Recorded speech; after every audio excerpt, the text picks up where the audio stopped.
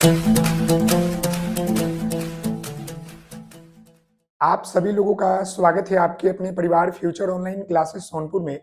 और जैसे कि आप सभी लोगों को पता है कि बिहार डीएलएड एडमिशन प्रक्रिया जो है चल रहे हैं, अंतिम प्रक्रिया चल रहे हैं और अधिकांश बच्चों ने एडमिशन करवा लिया है फर्स्ट सेकंड थर्ड लिस्ट में।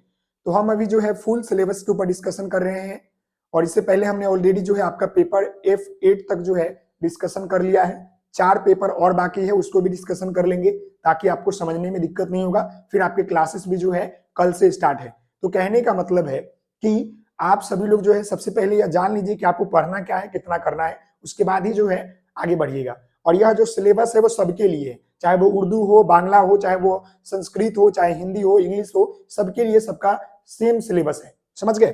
तो सबसे पहले आप सभी लोगों का स्वागत है आपके अपने परिवार फ्यूचर ऑनलाइन क्लासेस में।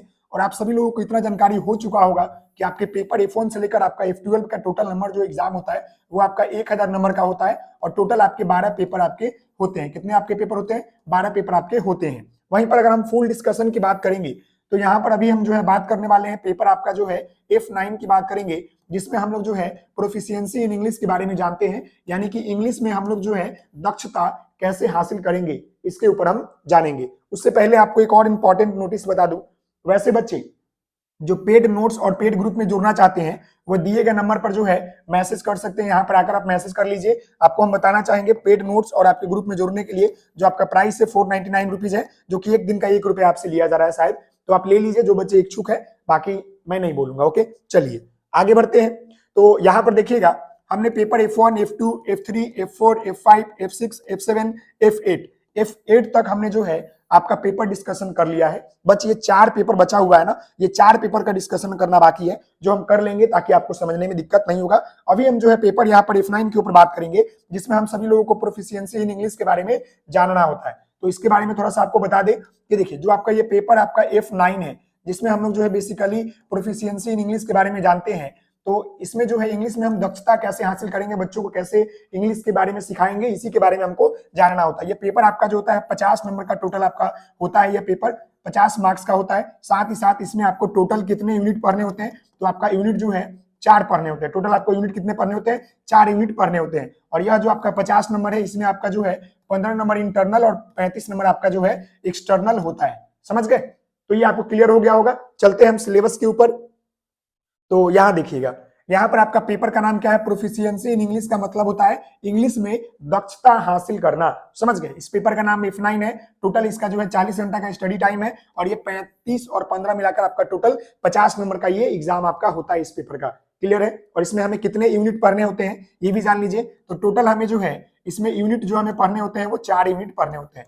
4 यूनिट हमको पढ़ना होता है। अभी हम देखेंगे कि यूनिट 1 में हमें कितना पढ़ना है। ये देखिए यूनिट 1 का क्या नाम है, समझ लीजिएगा। यूनिट 1 में हम सभी लोगों को need and importance of English language के बारे में जानना होता है, यानी कि need and importance of English language, हमारा इंग्लिश लैंग्वेज का जो है आवश्यकता और उसकी जरूरत क्या है उसके बारे में हमें इसमें पढ़ना होता है। और बेसिकली इसमें हम 4 बिंदु के ऊपर जानते हैं। पहला कि English as a global language, इसके बारे में जानते हैं कि इंग्लिश जो है ग्लोबल लैंग्वेज क्यों है, पूरे देश में बोला जाता है, इसलिए जो है हम इंग्लिश को जो है एज ए ग्लोबल लैंग्वेज बोलते हैं। पूरे वर्ल्ड में जो है इंग्लिश बोला जाता है सबसे अधिक जो है। क्लियर है जी? चलिए, इंग्लिश अराउंड अस, इंग्लिश जो है हमारे चारों तरफ कैसे है इसके बारे में जानेंगे। और constitution provisional, English as an associative official language, हम सभी लोग जानते हैं कि हमारे देश का जो है कोई भी राष्ट्रीय जो है भाषा नहीं है, हिंदी भी नहीं है, ना ही इंग्लिश है। इंग्लिश को हम जो है हमारे कॉन्स्टिट्यूशन जो है प्रोविजन में कहा गया है, हमारे संविधान में कहा गया है कि इंग्लिश को हम जो है एज एन ऑफिशियल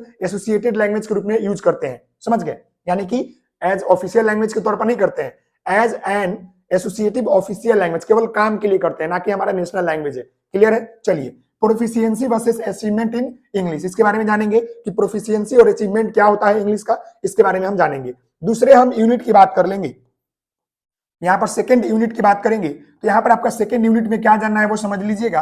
यहाँ पर है developing oral skill, listening and speaking के बारे में जानेंगे। यानी कि ओरल स्किल क्या होता है? ओरल यानी कि बोलना होता है। और कब हम बोलते हैं? जब हम सुनते हैं और बोलते हैं, तो ही ना हमारा जो है मतलब जितना हम ओरल करेंगे उतना हमारा क्या होगा, लिसनिंग और स्पीकिंग स्किल जो है बेहतर होगा। समझ गए? इंग्लिश का 4 बेसिक स्किल होता है। समझ गए?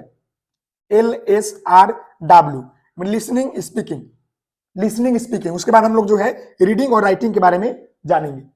समझ गए? यहां पर हमें जो है 6 बिंदु के बारे में पढ़ना है। पहला बिंदु है importance of listening speaking as a proficiency in English, यानी कि इंग्लिश में इंग्लिश की दक्षता हासिल करने के लिए, इंग्लिश सीखने के लिए हमें जो है सुनना और बोलना क्यों जरूरी है, समझ गए। इसके लिए identification and production of distinctive sound English, synonym, stress, intonation और रिदम, यानी कि हमें जो है जो हमारा इंग्लिश जो है वो क्या करता है, मतलब कि identification and production of distinguishing sound जो होता है ना, वो जैसे कि कभी ऊपर नीचे, कभी स्लो, कभी अप डाउन, जैसे कि सिलेबल हो गया, सिलेबल हम लगाते हैं 1 सिलेबल, 2 सिलेबल, 3 सिलेबल, फिर हमारा स्ट्रेस हो गया, इंटोनेशन हो गया, रिदम हो गया, ये सब के बारे में जानेंगे। और recognising word in various contents, इसके बारे में जानेंगे। और identification meaning, gist, identification emotion, feeling and alternance के बारे में जानेंगे।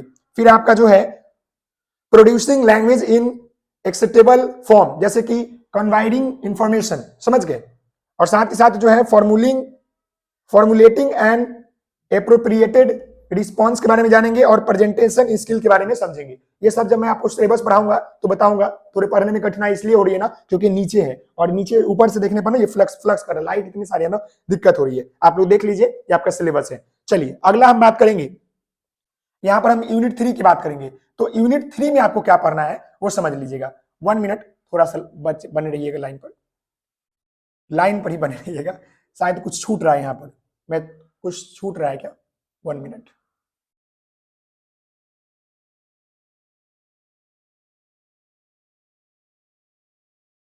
जी चलिए, छूट रहा था शायद, बट कोई बात नहीं, मैं इसको कंप्लीट करा दूंगा। देखिए यूनिट 3 में आपको पढ़ना होता है developing reading and writing skill के बारे में। इसमें हम जो है ना रीडिंग और राइटिंग स्किल को डेवलप कैसे करेंगे इसके बारे में जानना रहता है, जिसमें हमारा ए में रीडिंग है।